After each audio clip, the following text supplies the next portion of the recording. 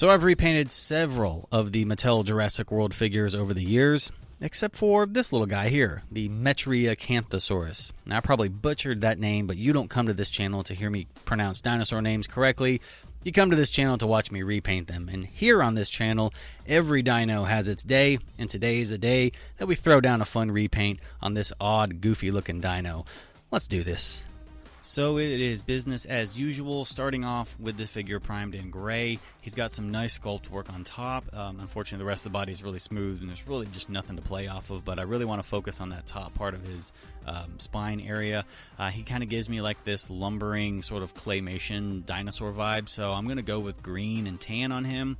And I'm going to start off first with the Citadel green color on top, real nice, light, and vibrant. I want to keep it light because I'm going to go in now with some dark green wash. This is made from English Ivy acrylic paint, you know, the apple barrel stuff, thinned down with some rubbing alcohol, kind of help it flow into the little areas, and then it'll evaporate really fast. That way I can get through this repaint quickly.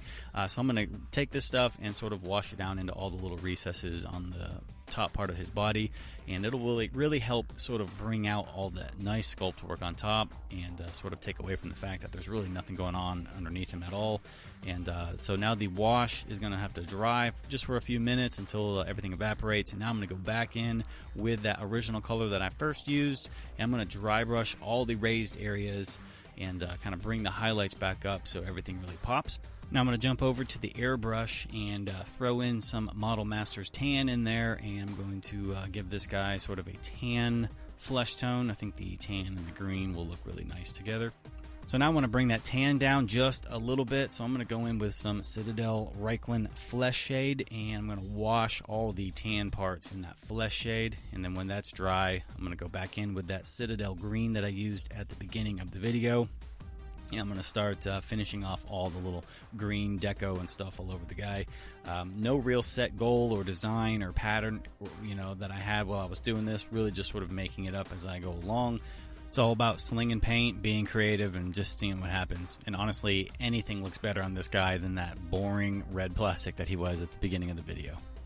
So now I'm going to go back in one more time with that green wash that I got, and I'm going to wash all the green parts that I just did.